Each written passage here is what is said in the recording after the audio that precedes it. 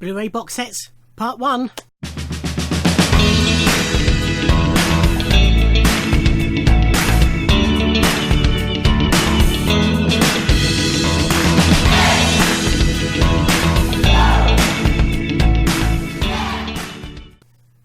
Ahoy everybody, and welcome to the next in my collection of my, I was going to say DVD, but we're on to Blu-rays. My film and TV collection, physical media, DVD and Blu-ray collection, whatever you want to call it. We're on to the next stage. We've moved on to my Blu-rays, so that's my set of shelves to my immediate right. Blu-rays are stored slightly different from my DVDs, purely because I don't have as many of them as I do as DVDs. So at the moment, everything is mixed together. I haven't got music separate, I haven't got comedy separate, it's all together. Box sets are stored separately on top of a shelving, and to qualify, if you like, to be up there, it is multi-film box sets, so it doesn't include deluxe box sets of a single film, and multi-TV series box sets. So, for example, Game of Thrones, I've been buying as each series comes out, so I have each series on a separate Blu-ray set. Those are in with the normal Blu-rays. Series where I have multiple series in one box set, as you'll see, live up the top. Anyway, enough waffle. So mainly film and TV. I think there's one sort of music one. But yes, let's get going. So first up, we have Dollhouse for complete seasons 1 and 2, which is all of Dollhouse. So Joss Whedon created Buffy the Vampire Slayer, spun Angel off of that. Then he did Firefly, which was amazing but flopped. And then he followed that up with Dollhouse, which was also amazing but which also flopped, unfortunately. The lovely Eliza Dushku is the lead. So it's about a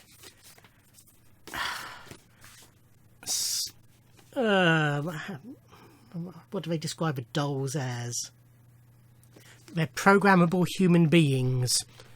So they're basically men and women, usually hot, who rich people hire to live out their fantasies. But then it all comes tumbling down. Without saying too much, this has also got a comic book in it. It is a really, really, really, really, really good series, and I do highly recommend it. We have a Die Hard quadrilogy. When I first started getting Blu-rays, I wasn't going to double dip, but that soon finished. And then I decided that, my main big series I needed to get, and you can pick most of these up quite cheap.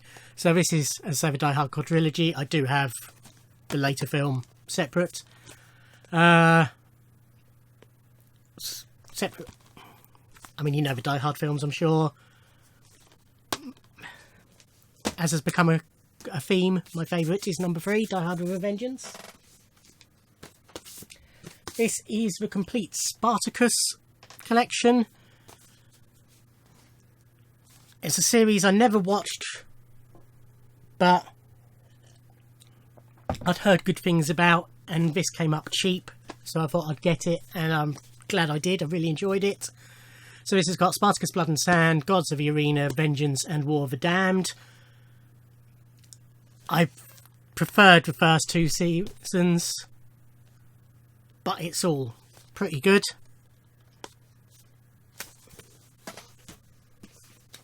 This is Indiana Jones for Complete Adventures.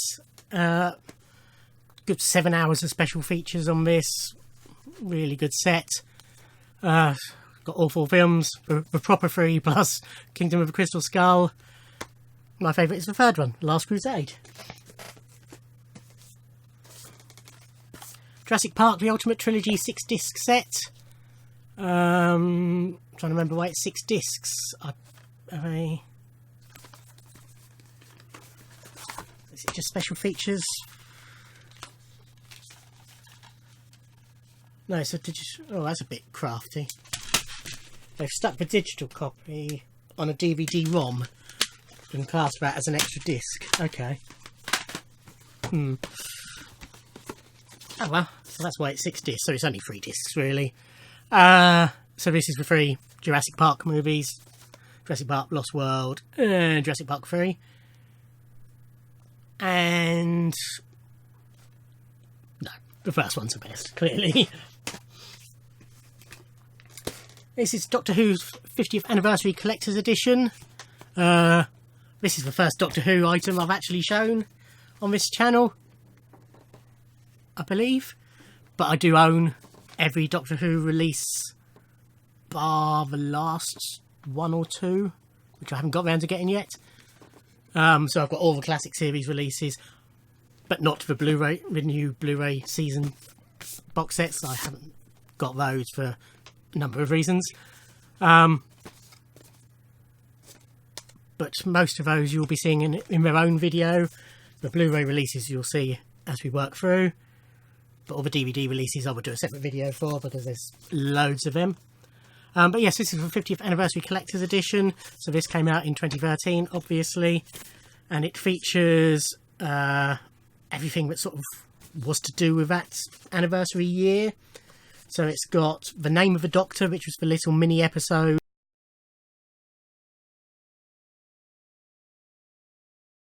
that showed the 8th Doctor, Paul McGann, becoming the War Doctor, John Hurt. Then it's got The Day of the Doctor, which was the multi-Doctor special anniversary show with David Tennant, Matt Smith and John Hurt, plus Billy Piper and Jenna Coleman. It's got Farewell to Matt Smith, which is a TV bit of fluff.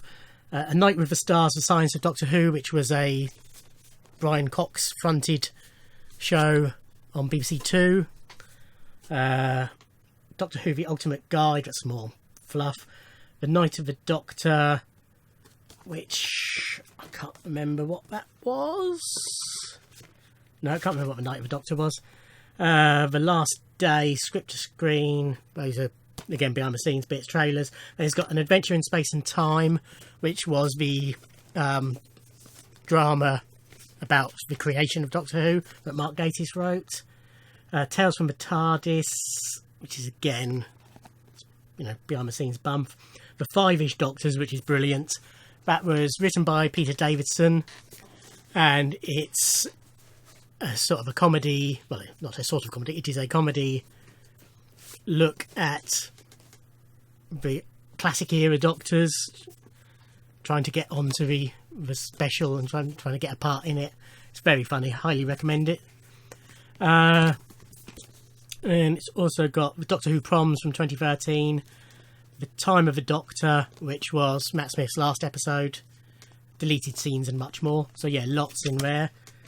So it's a nice box it comes in, and then you can select the cover from the options available.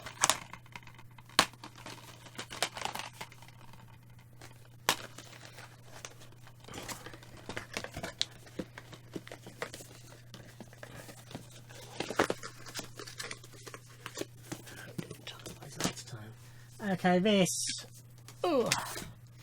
is the Bond 50 Blu-ray box set. So I'm a huge James Bond fan, and this has got all the films released in the first 50 years.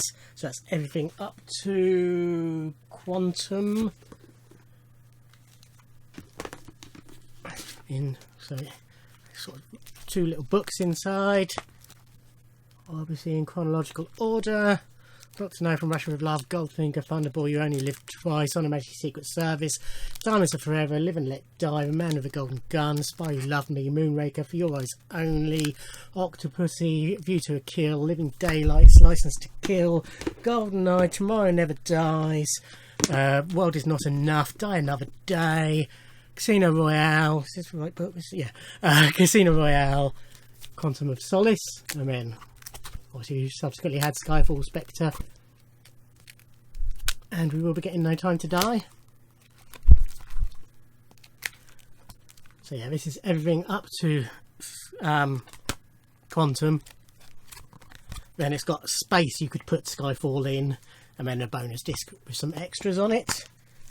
The bonus disc, if I remember, isn't great. It's just like all the title sequences and bits like that. But the actual discs themselves are full of extras, particularly the earlier ones. Yeah, the bonus disc. World of Bond, 6 segments covering 5 decades. So look at title sequences, gadgets, villains, Bond girls, locations, Bond in motions. Got the Skyfall video blogs, Being Bond. It's interviews with each of the Bonds, but they're not new interviews, they're just excerpts. And Designing 007, 50 Years of Bond Style, which I think was just pictures, if memory serves. But yeah, it's a good set. Okay. Then we have the Spider-Man trilogy. So this is Sam Raimi's trilogy of Spider-Man films. The one for Tobey Maguire as Spider-Man, which I do enjoy those. Not sure which is my favourite. Don't like the covers on these, incidentally. Yeah, one's really good. Possibly 2's my favourite with Doc Ock. Possibly. This is the Batman anthology. So these are the 4 even Batman films from the 80s and 90s before it was reinvented by Christopher Nolan. So it's Batman, Batman Returns, Batman Forever and Batman and Robin. First 2 Tim Burton directed films are very close to me as to which is the best. On my top 10 films ever, Batman just sneaks it because of the Prince soundtrack, but really they're probably equal favourites. I like the other 2, they have their moments. Batman Forever's not too bad, apart from the hamming of Jim Carrey. And I mean, Batman and Robin, I think George Clooney gets a bum rap for his portrayal of Batman. He's fine. Uma Thurman's excellent as Poison Ivy, but obviously Arnold Schwarzenegger as Mr. Freeze, highly suspect. A few extras on those, not loads, but quite a few extras. Documentaries, that sort of stuff. We'll do one more for this video. This is Universal Monsters, the Essential Collection. Just realised I've left one box set up there that I've missed. So these are the Universal horror films from the 30s? 50s. What did I... No, they are 30s. Renewed 50s. Yeah, 30s. Trust yourself, Martin. So this has got Dracula, Frankenstein, The Mummy, The Invisible Man, The Bride of Frankenstein, The Wolfman, Phantom of the Opera and Creature from a Black Lagoon. Loads of extras on there. It's just a fold out case. Nice booklet all about them. And a nice set of postcards as well, which I'm all in. Some of these have aged better than others for films, but for a lot of them they are the first filmed versions of the stories.